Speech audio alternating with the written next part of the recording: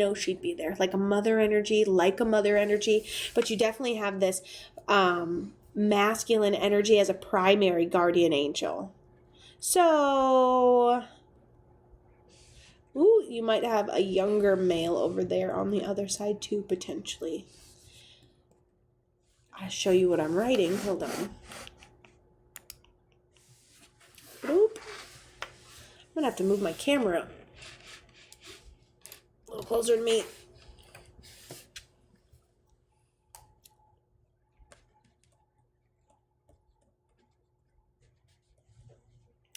Freddy. Okay, Hugh, my late partner, beautiful. It's this one then.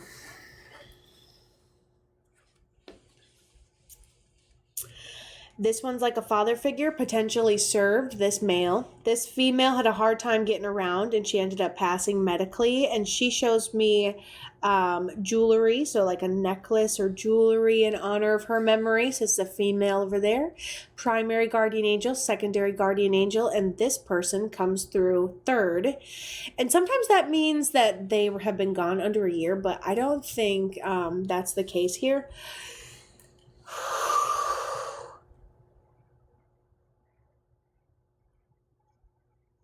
They're like, just like that. And you go,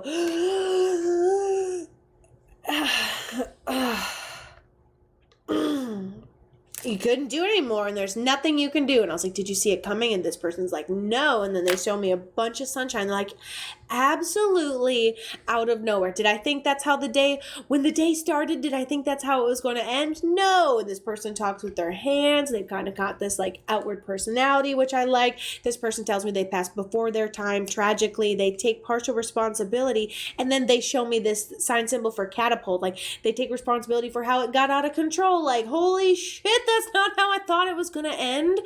Okay. And so that's not how I thought it was going to end. My partner died right after we returned home from holiday. And okay, so we passed this tragic way before our time. Dark hair, had no idea. I'm like, were there any signs, symptoms? What ended up happening? And he says, I didn't think that's how it was going to end. How did they end up passing?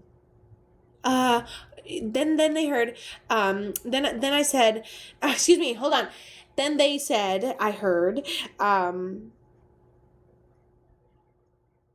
on, what I hear, hold on.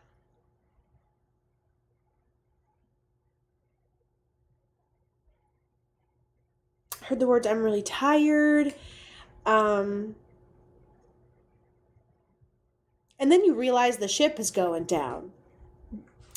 So, Kato, it's like the terrifying feeling. It wasn't terrifying. Everything's fine. Everybody's okay. But it's almost like, imagine you're in a cruise, but you're in the way bottom half, and they're like, hey, this is going wrong now. And you're like way too far in to be able to get out of it. You're way too far. Like, even if you got the first of the warnings, like, okay, so there's no panic, no pain, but I will say it's a situation that catapults out of control. Did the situation start bad? No. Is it a situation we thought would end our life? No. We didn't expect when we woke up that morning that we wouldn't be here that night. Okay. And so then,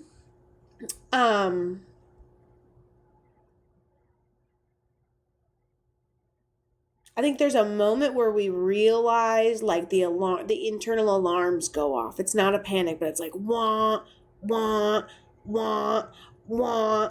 And then I just don't think that there's anything I could have done. I couldn't have got from that back room. I can hear wah, wah, wah, but there's like no way out of it. So that's exactly how I felt.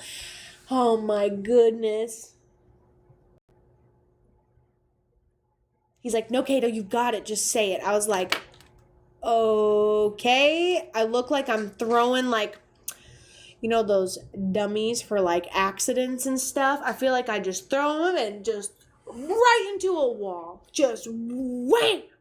And an abrupt stop. And I think that it like happened really quickly. Like I was like, it looks like an unnatural stop. Like, I am strolling about whatever this is, and done. I ran around all over the place, emotional and all. Thankfully, hospital was just blocks away. What happened? What happened? How did this person end up passing? Right when I said that, I saw a bucket of water balloons and they started popping individually. I'm like, I don't know what's making it pop. I don't know why they're popping. I don't pop, pop, pop, pop, pop, pop. And by the time I pick up the bucket of water balloons and start running, I wouldn't make it fast enough. There's just a reoccurring theme. Water, liquid, sinking, can't pick it up. He was diagnosed with terminal lung cancer. That's why it was hard to breathe, and that's why the water's like, no matter what, when the water starts seeping in, there's no way to get out of it, and that's why he was like showing me that reaction, and I'm like, you can't, terminal lung cancer, you can't take partial responsibility. Oh, this person gives me a sign symbol for you didn't get a chance to say goodbye, but then he's like, I don't know if it just wasn't good enough because, like, you had just seen that person to be 100%. He was diagnosed terminal lung cancer, right? The drowning feeling. I 100% agree with that. The whole, like, taking on water and nothing you can do. Whew. This person goes, actually, because I was like, what do they have of yours? Have they got rid of anything? Do they have everything? And he shows me like little bits and pieces. Some pieces may have been cleaned out, but let's say I go to his side of the bed and I'm like, some things haven't even changed. So there's little bits of him still around.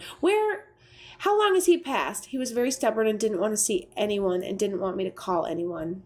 Well, now we're grounding him. Okay? We're grounding him.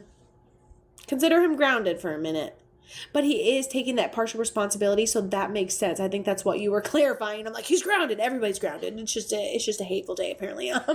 And so you feeling like you didn't get a chance to say goodbye, you potentially taking that partial responsibility, and him taking that responsibility because, he should have gone in. He didn't want anyone taking care of him. He was stubborn. March this year, that makes sense. Remember how, well, you probably do, but when I was talking earlier, I'm like, this tip is typical if they've been gone under a year, but I don't know if I can see that necessarily. He was gone under a year, so my initial thought should not have been messed with. I was kind of on it. This person says, no, I'm here. And then you say, well, I can't see you, feel you, I feel hopeless. And in my head, you're still here, but in everything I can pick up and carry, you're gone. And he says,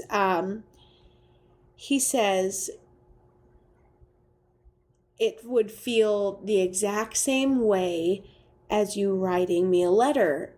And he goes, Cato, explain it to him. And I say, okay, so let's say you're going to write me a letter. You're not just going to be like, well, Susie went to the store today. You're going to say, Cato, I feel like I'm also intuitive, right? You'd have to think, what would I say just to Cato, right? Oh, I'd think about this, put it together for a second, maybe make a sentence or two, right? And so in that moment where you're like, what would I talk about if I wrote him a letter?